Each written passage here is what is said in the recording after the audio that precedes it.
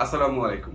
প্রিয় শিক্ষার্থী ভাই ও বোনেরা, তোমরা যারা ঘরে বসে নার্সিং ভর্তি প্রস্তুতি নিতে চাচ্ছ তাদের জন্য বিগত বছরের প্রশ্নগুলো সলভ করা অত্যন্ত জরুরি। সো আজকের ভিডিওতে আমরা 2019-20 সালের বিএসসি ইন নার্সিং ভর্তি পরীক্ষায় যে যে প্রশ্নগুলো এসেছিল সেগুলো এক এক করে সলভ করব। ভিডিওটার প্রথম থেকে শেষ পর্যন্ত দেখলে তুমি নার্সিং ভর্তি পরীক্ষায় কেমন প্রশ্ন এসে থাকে এবং সেগুলো তুমি কিভাবে খুব সহজে সলভ করতে পারো এবং আর সম্ভাব্য কোন টাইপের প্রশ্ন হতে পারে সেগুলো আমরা দেখব। প্রশ্নগুলো আমি অলরেডি বোর্ডে লিখে রেখেছি, বাট সমাধানগুলো এখন তোমাদের সামনে আমি এক এক করে দেখাবো। আমরা অঙ্কের সমাধানও দেখব এবং আমরা যে যে বিষয়গুলোর উপরে এই নার্সিং ভর্তি পরীক্ষা হয়ে থাকে সেগুলোর প্রত্যেকটা টাইপের প্রশ্নগুলো এক এক করে দেখব। প্রথম যে প্রশ্নটা সেটা হচ্ছে, বঙ্গবন্ধু ৭ মার্চের ভাষণে স্বীকৃতি দেয় কোন সংস্থা? আমরা প্রথম এইটুকু জেনে রাখি, এই ৭ মার্চের ভাষণটা কিন্তু দেওয়া হয় 1971 সালে। 1971 সালে ৭ মার্চ কোথায় দেওয়া হয়? এটা দেওয়া হয় রেস কোর্স ময়দানে, রমনার রেস কোর্স ময়দানে তৎকালীন। বর্তমানে এটাকে বলা হয় সোহরাওয়ার্দী উদ্যান। এই যে এটাকে স্বীকৃতি দেওয়া হয়েছে তোমার ইন্টারন্যাশনাল ঐতিহ্য হিসাবে, এটা কিন্তু দেওয়া হয়েছে 2017 সালে। তার মানে 1917 সালে এই ভাষণটা দেওয়া হলেও এটাকে স্বীকৃতি দেওয়া হয় 2017 সালে। যদি তোমাদের পরবর্তী কোনো পরীক্ষায় আসে যে কত তারিখে, তাহলে তোমরা উত্তরটা হবে 30 অক্টোবর। 30 অক্টোবর। এবার আসো এই প্রশ্নের উত্তরটা দেখি। কোন সংস্থা দিয়েছে? এই সংস্থাটা ইউনাইটেড নেশনসের একটা সংস্থা, যেটাকে বলা হয় ইউনেস্কো। এই ইউনেস্কো মূলত শিক্ষা, এডুকেশন, বিজ্ঞান, সায়েন্স এন্ড কালচার বা সংস্কৃতি,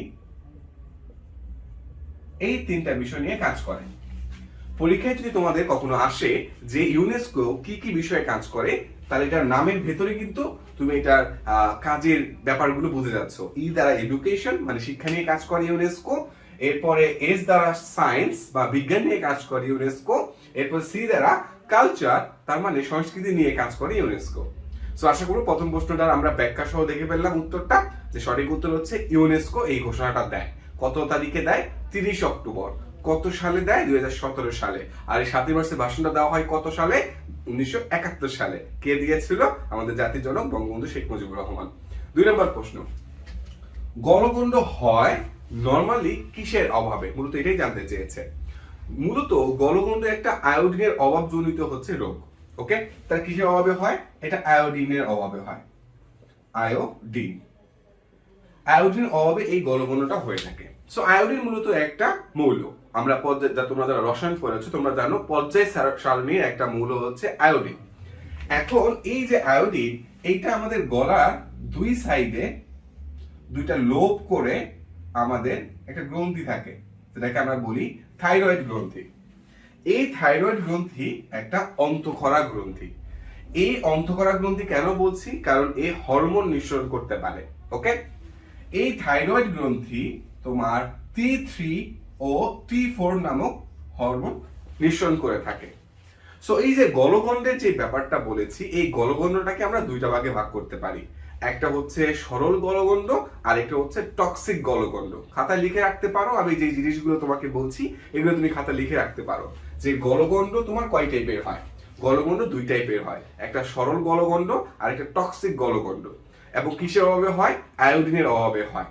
ওকে, সো এই যে গলগণ্ডটা এই আয়োডিনটা আমার নরমালি কোন জায়গায় ইফেক্ট করে? এটা আমাদের এই থাইরয়েড গ্রন্থি। এই গ্রন্থিটা অনেকটা দেখতে প্রজাপতির মতো, এটাও পরীক্ষা আসতে পারে। এই গ্রন্থিটা দেখতে কেমন? এটাকে দেখতে প্রজাপতি মতো। গ্রন্থিটার নাম কি? থাইরয়েড। এই গ্রন্থিটার নাম থাইরয়েড গ্রন্থি। ওকে, এবার আসো ইনসুলিন। তোমরা যারা ডায়াবেটিসের রোগী দেখেছো, তোমরা হয়তো বা দেখেছো যে তারা ইনসুলিন নেয়, কিন্তু আমাদের বডি একটা অঙ্গ থেকে এই ইনসুলিন নিঃসরিত হয়, আর এই অঙ্গটাকে বলা হয় অগ্ন্যাশয়।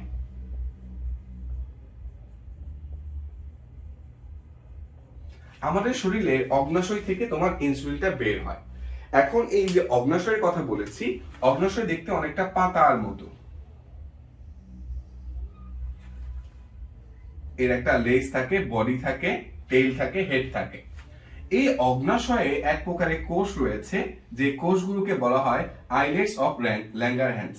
আমি এটা লিখে দিচ্ছি, আইলেটস অফ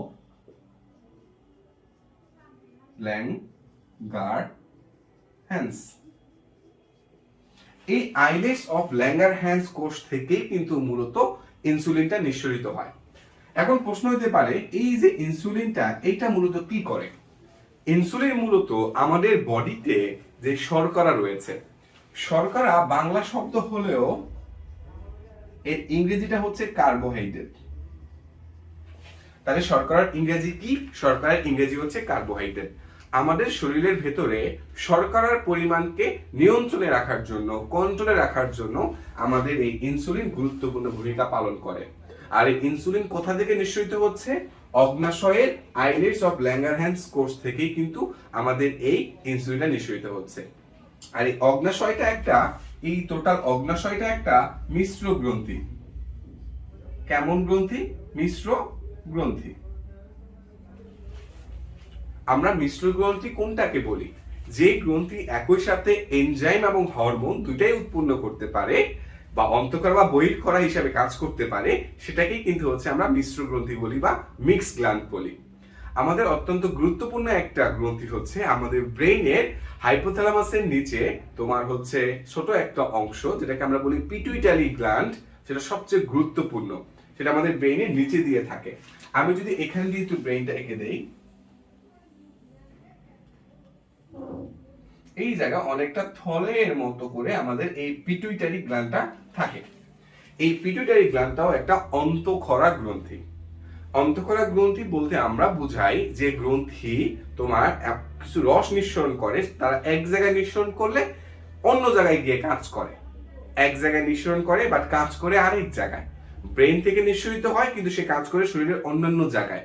এই টাইপের গ্রন্থিগুলোকেই বলা হয় তোমার অন্তঃক্ষরা গ্রন্থি। আশা করি তোমরা বুঝতে পেরেছো। এবার আসো স্নায়ুতন্ত্রের একক কি। তোমরা এখন যেই প্ল্যাটফর্মে এই ভিডিওটা দেখছো সেটির নাম কিন্তু নিউরন। সো নিউরনটাই হচ্ছে আমার স্নায়ুতন্ত্রের একক। তো স্নায়ুতন্ত্রের একক কি? নিউরন। তার মানে আমাদের ব্রেইনের বা স্নায়ুতন্ত্রের একক নিউরন হইলে আমাদের কিডনির এককটা কি? তার মানে আমাদের কিডনির যে একক সেটাকে আমরা বলি নেফ্রন। তার মানে ব্রেইনের একক বা স্নায়ুতন্ত্রের একক নিউরন, আর কিডনি যেটাতে আমাদের পানি থাকে সেটা একক হচ্ছে নেফ্রন। তো আশা করি নিউরন নেফ্রন দুইটাই তোমরা ভালো করে বুঝে গিয়েছো। এবার আসুন হিমোগ্লোবিন থাকে কোথায়। দেখো, হিমোগ্লোবিন এমন একটা যৌগ যে সে যেখানেই থাকে সেটাকে লাল করে ফেলে। সো আমাদের দেহের কোন অংশটা লাল? এক্স্যাক্টলি রক্ত লাল। রক্তের কোন অংশটা লাল? লোহিত রক্তকণিকা। নাম দেখেই বুঝতে পারছো। সো ইংরেজিতে লোহিত রক্তকণিকাকে বলা হয় তোমার আরবিসি বা রেড ব্লাড সেল। আর এতে হচ্ছে রেড মানে লাল, বিতে ব্লাড মানে রক্ত, সিতে সেল। এই আরবিসির ভেতরে আমার হিমোগ্লোবিন থাকে। হিমোগ্লোবিন শব্দটাকে যদি আমি ভাঙি, আমি একটা অংশ পাচ্ছি হিম আর একটা অংশ পাচ্ছি গ্লোবিন। এই হিম এটার ভিতরে মূলত হচ্ছে আমার আয়রন থাকে, এন্ড গ্লোবিন এটা মূলত একটা প্রোটিন। এই যে আয়রন আছে, যে শুধু আয়রন থাকে তা না, এর সাথে কিন্তু অন্যান্য বিভিন্ন উপাদানও থাকে, লাইক বিলিভারডিন। এগুলো কিন্তু আমাদের এই হিমের ভিতরে পড়ে। সো আমার আয়রন যেহেতু থাকে বলছি, এই আয়রনটার উপস্থিতির কারণে হিমোগ্লোবিনটা আমার লাল হয়, আর হিমোগ্লোবিন উপস্থিতির কারণে আমার এই রক্তটা লাল হয় বা লোহিত রক্তকণিকা লাল হয়ে যায়। সো এই হিমোগ্লোবিনটা আমার লোহিত রক্তকণিকার কোথায় থাকে? সাইটোপ্লাজমে। সাইটোপ্লাজমে। ওকে, এই যে আমাদের লোহিত রক্তকণিকা, এই লোহিত রক্তকণিকা কতদিন বাঁচে? এই লোহিত রক্তকণিকা কিন্তু তোমার বাঁচে প্রায় 120 দিন। 120 দিন। আমি যা যা বলছি এগুলো খাতায় লিখে রাখবা। দেখো, আমি কিন্তু প্রত্যেকটা প্রশ্নের সাথে আর কি কি প্রশ্ন হতে পারে সবকিছু সুন্দর করে তোমাকে ব্যাখ্যা করে দিচ্ছি। সো এই এক্সট্রা ইনফরমেশন গুলো থেকে কিন্তু ইনশাআল্লাহ তুমি তোমার নার্সিং ভর্তি পরীক্ষায় কমন পাবা। সো আমাদের এই যে লোহিত রক্তকণিকা, তার আয়ুষ্কাল বা সে বেঁচে থাকার সময় কিন্তু 120 দিন। এটা মাথায় রাখতে হবে। এখন এই যে লোহিত রক্তকণিকা, এই লোহিত রক্তকণিকাটা উৎপন্ন হয় আমাদের মজ্জা থেকে বা আমাদের বোন ম্যারো থেকে। এটা যদি আমরা হাড় ধরি, ধরো এটা আমাদের হাড্ডি, এই হাড্ডির ভেতর থেকে আমাদের লোহিত রক্তকণিকা উৎপন্ন হচ্ছে। এই লোহিত রক্তকণিকা উৎপন্ন হয় হাড়ের ভেতর থেকে বা লম্বা হাড়ের মাঝখান থেকে, আর এই গিয়ে ধ্বংসপ্রাপ্ত হয় স্প্লিনে। কিসে? স্প্লিন। স্প্লিনে সে ধ্বংসপ্রাপ্ত হচ্ছে। তার মানে লোহিত রক্তকণিকাটা উৎপন্ন হয় আমাদের লম্বা হাড়ের অস্থিমজ্জা থেকে, আর সে গিয়ে ধ্বংসপ্রাপ্ত হয় স্প্লিনে। কতদিন পরে ধ্বংসপ্রাপ্ত হয়? উৎপন্ন হওয়ার 120 দিন পরে ধ্বংসপ্রাপ্ত হয়। কেন লোহিত রক্তকণিকাটা লাল? কারণ তার ভিতরে হিমোগ্লোবিন রয়েছে। হিমোগ্লোবিনটা কেন লাল? কারণ তার ভিতরে হিম অংশ রয়েছে। হিম অংশটা কেন লাল? কারণ তার ভিতরে আয়রন রয়েছে, আর এই আয়রনের উপস্থিতির কারণেই কিন্তু আমার হিমোগ্লোবিনটা লাল হয়ে থাকে। সো দেখতেই পাচ্ছ আমরা অলরেডি অনেক অনেক তথ্য শিখে ফেলেছি আজকে এই ভিডিওটাতে। চলো আমরা নেক্সট প্রশ্ন দেখি। নিচের কোনটি মৌলিক সংখ্যা? অপশনে ছিল 48, 49, 53 এন্ড 50। সো দেখো, মৌলিক সংখ্যা আমরা কাদেরকে বলি? যেই সংখ্যাকে সেই সংখ্যাটি দ্বারা এবং এক দ্বারা, তার মানে কোনো একটা সংখ্যাকে সেই সংখ্যা প্লাস এক, মানে প্লাস না দিয়ে ও দেই তাহলে সুবিধা হবে। কোন সংখ্যাকে যদি সেই সংখ্যা এবং এক দ্বারা ভাগ করা যায় বা অন্য কোনো কিছু ভাগ করা না যায়, তার মানে কোন সংখ্যাকে সেই সংখ্যা আর এক দ্বারা ভাগ করা ছাড়া অন্য কোনো সংখ্যা দ্বারা ভাগ করা না যায়, তবে সেই সংখ্যাকে আমরা মৌলিক সংখ্যা বলি। তো চলো এই সত্যের আলোকে দেখি কোনটা কোনটা ম্যাচ করে। 48, এই 48 কে তুমি 48 দিয়ে ভাগ করতে পারবা? হ্যাঁ পারবা। তুমি 48 কে এক দ্বারা ভাগ করতে পারবা? 48 কে 48, হ্যাঁ পারবা। তুমি 48 কে 2 দ্বারা ভাগ করতে পারবা? হ্যাঁ, এখনো তো পারছো। তার মানে এই যে আমাদের 24 দুগুণে 48 হয়ে যাচ্ছে, আমরা বলেছিলাম কি সেই সংখ্যাও এক দ্বারা। তার মানে এই দুইটা শর্ত পূরণ করতে হবে, এর বেশি হয়ে গেলে সে আর মৌলিক সংখ্যা না। তার মানে 48 কে কিন্তু 2 দ্বারাও ভাগ করা যায়, 24 দ্বারাও ভাগ করা যায়। সো আমি এই জন্য বলছি আমার এই 48 মৌলিক সংখ্যা না। আমার প্রশ্নে বলেছে কোনটা মৌলিক সংখ্যা, আমি একটা পেয়েছি যেটা মৌলিক সংখ্যা না। এই যে একটা অপশনকে আমি বাদ দিয়ে দিয়েছি, এটাকে বলা হয় ইলিমিনেশন মেথড। একটা অপশন বাদ, আমার হাতে আর 3টা অপশন আছে। এর পরের অপশনটা চেক করি। 7, এই 49 কে আমি কতটা ভাগ করতে পারি? হ্যাঁ, আমি 49 দিয়ে ভাগ করতে পারি, আর এক দ্বারা ভাগ করতে পারি, সমস্যা নেই। কিন্তু আমি 49 টাকে আবার 7 দ্বারাও তো ভাগ করতে পারি, 7 7 49। তার মানে আমি বলেছি কি যে সর্বোচ্চ নিজেকে অথবা এক দ্বারা ভাগ হইতে হবে, এর চেয়ে বেশি হয়ে গেলে কিন্তু সে আর মৌলিক সংখ্যা না। কিন্তু আমি 49 কিন্তু 7 দ্বারাও ভাগ করতে পারছি, সো এই জন্য এটাও আমার মৌলিক সংখ্যা না।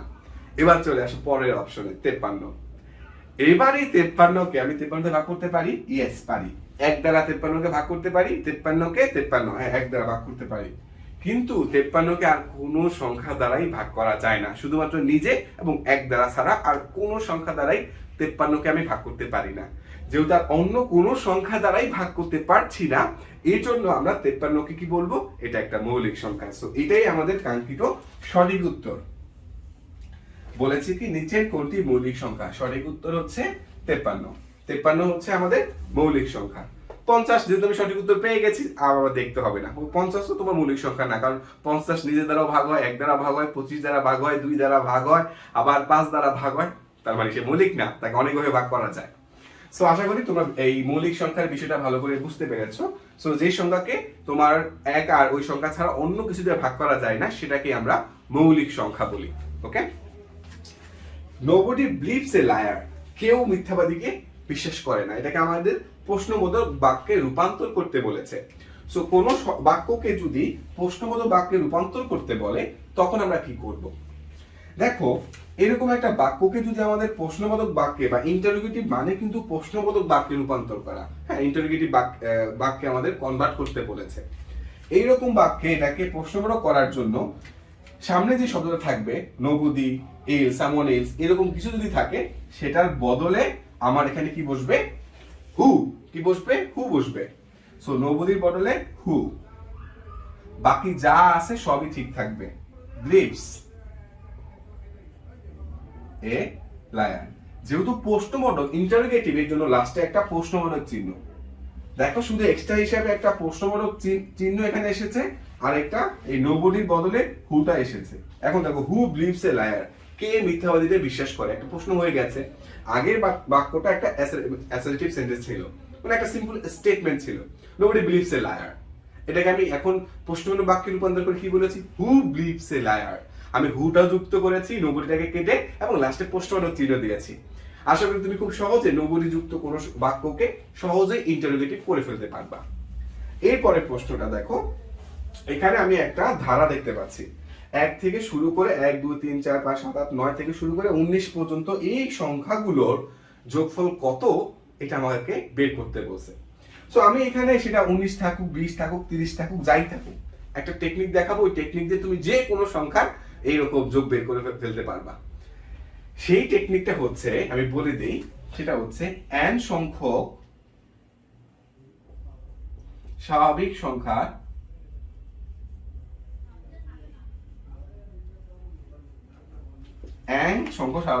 যোগফল।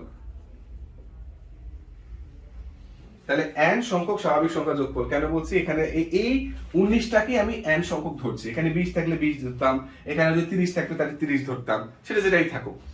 এটার টেকনিকটা হচ্ছে আমার n into n plus 1 by 2। টেকনিকটা কি, n into n plus 1 by 2। আমি মনে হয় তোমরা সব ভালো করে দেখতে পাচ্ছ, n into n plus 1 by 2। তো এখানে আমার n এর মান কত, আমি একটু উপরে লিখি। এখানে আমার n এর মানটা কত, n এর মান হচ্ছে আমার 19, আরেকটা n plus 1, 19 যোগ 1 by 2। সো 2 দ্বারা ভাগ দিচ্ছি, 20 হয়, 19 গুণ 20। ঠিক আছে। সো এরপরে আমাদের ভাগ করে যা আসে, 2 দ্বারা ভাগ দিচ্ছি, তো কত আসে তোমার, 9 দুগুণে 18, 8 হাত আছে 1, 2 1 2 3। তাহলে এটাকে আমি এখন ভাগ দেব কি দ্বারা, দেখো তোমার 2 দ্বারা যদি আমি এটা ভাগ দেই, সো টোটালি আমার 1 থেকে 19 পর্যন্ত যোগ করলে আমি কত পাই, 190। এটাই হচ্ছে আমার মূলত এইরকম n মানে সমষ্টি যুক্ত যে কোনো আমরা ধারা মানটা আমরা বের করে ফেলতে পারবো। সো আমরা অলরেডি অনেকগুলো সলভ করে ফেলেছি। এবার চলে আসো আমাদের পরবর্তী প্রশ্নে। এই প্রশ্নে বলেছে যে হি ইজ ড্যাশ এলএলবি।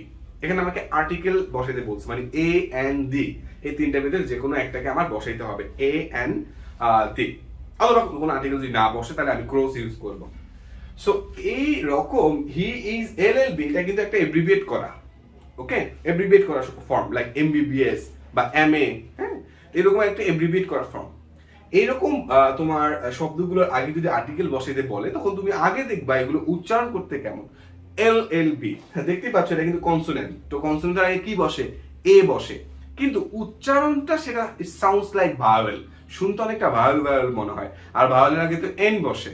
তো এল এল বি শুনতে ভাওয়েল মনে হচ্ছে, এই জন্য আমি এখানে এ না দিয়ে আমি এখানে এন দিব। এখন বলো ভাই কেন এন দিচ্ছেন, কারণ এটা উচ্চারণটাই শুনতে আমার মানে ভাওয়েল মনে হচ্ছে, যদি এই এলটা কনসোনেন্ট, কিন্তু শুনতে আমার কাছে এটা ভাওয়েল মনে হচ্ছে। তো এরকম আর কি হতে পারে, এখানে যদি এলএলবি না দিয়ে পরীক্ষার সময় এমবিবিএস দেয়, এম বি বি এস, তখনও আমার এন হবে। তো এম অনেকটা sounds like vowel, A E I O U, A E I O U, এগুলো তো ভাওয়েল, তাই না? অথবা যদি এম এ বলে, তাও আমার এটার আগে, মানে এলএলবি এর জায়গায় এমবিবিএস হইলেও এন হবে, এম এ এলএলবি এর জায়গায় এম এ হইলেও আমার এন হবে। কারণ এই যে এলএলবি, এমবিবিএস, এমএ, এগুলো সবগুলোই কিন্তু শুনতে তোমার ভাওয়েলের মতো মনে হয়, আর এই জন্য sounds like a vowel, that's why we are using an. আশা করি তোমরা বুঝতে পেরেছো। এরপরে প্রশ্ন বলেছে আমাদের প্রোটিন তৈরির কারখানা। প্রোটিন তৈরির কারখানা কি, আমাদের শরীরের ভেতরে যে কোষগুলো রয়েছে সেগুলো কিন্তু প্রোটিন বানাতে হয়, আর প্রোটিন বানানোর জন্য এই গুরুত্বপূর্ণ যে দায়িত্ব, যে প্রোটিন তৈরির কারখানা, এটাকে বলা হয় রাইবোজোমকে। এই রাইবোজোমই মূলত হচ্ছে তোমার প্রোটিনকে বানিয়ে থাকে। সো প্রোটিন তৈরির কারখানা কোনটাকে বলে, রাইবোসোম। রাইবোসোমের কিন্তু বিভিন্ন ইউনিট থাকে, হ্যাঁ, একটা আমি যদি একে দেখাই, রাইবোসোমের কিন্তু ইউনিট থাকে, এরকম একটা ছোট ইউনিট আর একটা বড় ইউনিট, এগুলো এক একটাকে বলা হয় তোমার সাব ইউনিট হিসাবে, হ্যাঁ, সাব ইউনিট। প্রোটিন তৈরির কারখানা বলা হয় কাকে, রাইবোসোমকে। সো এগুলো এক একটা সাব ইউনিট থাকে, এই রাইবোসোমই মূলত হচ্ছে প্রোটিনটা বানিয়ে থাকে কোষের ভেতরে। এরপরে গুরুত্বপূর্ণ একটা অঙ্ক এসেছিল পরীক্ষায়, যে 350 টাকা দরে 3 কেজি মিষ্টি কিনে শতকরা 4 টাকা হারে ব্যাট দিলে কত টাকা ভ্যাট দিতে হবে? হয়তো অনেকের মাথা ঘুরাচ্ছে। মাথা ঘুরালে কিছু নাই, আমি সহজ করে দিচ্ছি। দেখো আমাকে এখানে বলেছি কি শতকরা 4 টাকা হারে, তার মানে কত? 100 টাকায় তোমার ভ্যাট দিতে হচ্ছে কত? 4 টাকা। ঠিক আছে, সো 1 টাকায় ভ্যাট দিতে হয় কত, এটা বের করি। এরপরে আমার কত বলছে? 350 টাকা দরে, তার মানে 350 টাকা ভ্যাট দিতে হয় কত, মানে আগে আমি হচ্ছে আমার টোটাল কত ভ্যাট দিতে হচ্ছে সেটা বের করি, তারপরে 3 কেজি মিষ্টি হিসাব পরে করব। সো 100 যেহেতু 350 উপর দিয়ে গুণ হবে 4 গুণ ঐহিক নিয়ম, এটা তোমরা ছোটকালে করেছো। ওকে, ছোটকালে করেছো না? সো এখানে আমি এদিকে না যাচ্ছি, আমি এখানে দেখাই কত, এখানে শূন্য কাটা, 100 শূন্য, এটা শূন্য কাটা, এরপরে 5 দুগুণা 10, 5 সাতা 35, তোমার এখানে হয়ে গেছে 2 দুগুণা 4, তাহলে কত? 7 দুগুণা 14, 14 টাকা। বাংলা ইংরেজি এক হয়ে গেছে, 14 টাকা। ওকে, 7, তার মানে 100 টাকায় ভ্যাট দিতে হয় 4 টাকা, 1 টাকায় ভ্যাট দিতে হয় 4/100, 350 টাকায় ভ্যাট দিতে হয় কত সেটা বের করলাম। 300টা যেহেতু আমার ঐহিক নিয়মে বড় সংখ্যা, এই জন্য উপরে লিখেছি গুণ 4, মানে উপরে 4 আর নিচের 100 আছে। এরপরে কাটাকাটি করে পেলাম 14 টাকা। তার মানে 350 টাকায় আমাকে ভ্যাট দিতে হচ্ছে 14 টাকা। তো আমার এখানে টোটাল কত কেজি মিষ্টি নিয়েছি? 3 কেজি মিষ্টি নিয়েছি। সো এবার এই 14টাকে আমি 3 দ্বারা গুণ করব। 14 গুণ 3, এটাই হবে আমার উত্তর। যদি আমার এত টাকা কত আসে? 3 4 12, 2 3 14 42 আর কি। 3 4 12, 2 হাত আছে 1, 3 একে 3 আর 4, 3 14 42 টাকা। তার মানে এটা সঠিক উত্তর কি? 42 টাকা। ওকে, আশা করি দেখা যাচ্ছে স্পষ্ট করে, পুরাটুকু দেখা যাচ্ছে। সো 350 টাকা দরে 3 কেজি মিষ্টি, এখন যদি অন্য সংখ্যা দিয়ে বসায় দেয় যে 450 টাকা দরে 5 কেজি মিষ্টি কিনে শতকরা 10 টাকা হারে ভ্যাট দিলে কত টাকা ভ্যাট দিতে হবে? পারবে না তোমরা? প্রথমে লিখবা 100 টাকায় কত টাকা, 1 টাকায় কত, আর এরপর এখানে যে সংখ্যাটা দেওয়া থাকবে তত টাকায় কত, এরপর যত কেজির কথা বলবে তত দ্বারা গুণ করে দিবা, হয়ে যাবে। সো দেখতেই পাচ্ছ প্রত্যেকটা প্রশ্নকে কিন্তু খুব সুন্দর করে অ্যানালাইসিস করে পড়া যায়, যেটা আজকে আমি দেখালাম যে তোমরা কি করে হচ্ছে প্রত্যেকটা প্রশ্নকে তুমি অ্যানালাইসিস করে পড়তে পারো, এক প্রশ্ন থেকেও শত শত প্রশ্নের উত্তর তুমি বের করে নিয়ে আসতে পারো। তার মানে এভাবে যদি তোমার পুরো নার্সিং এর ভর্তি প্রস্তুতিটা তুমি নিতে পারো, কল্পনা করে দেখো সরকারি নার্সিং এর চান্স পাওয়া তোমার জন্য একদম সহজ হয়ে যাবে। তুমি ধরেই নাও যে তোমার সরকারি নার্সিং এর চান্স হয়ে গেছে, জাস্ট তুমি যদি এভাবে পড়তে পারো। বাকিটুকু আল্লাহ ভরসা। একটু ভালো করে পড়াশোনা করতে হবে, বাসায় পাঠ্য বইটা ভালো করে পড়তে হবে, বইয়ের গুরুত্বপূর্ণ জিনিসগুলো ভালো করে পড়তে হবে, অপ্রয়োজনীয় জিনিসগুলো বাদ দিতে হবে। অপ্রয়োজনীয় জিনিস পড়ে মাথাকে হ্যাং করা দরকার নাই, জাস্ট গুরুত্বপূর্ণ জিনিস টু দা পয়েন্টে যা পড়বো তাই পরীক্ষা আসবে, এরকম একটা পড়ার কনফিডেন্স তোমার থাকতে হবে। সো নেক্সট ভিডিওতে আমরা আরো প্রবলেম সলভ করবো। তখন বন্ধু তোমরা সবাই ভালো থেকো। আসসালামু আলাইকুম।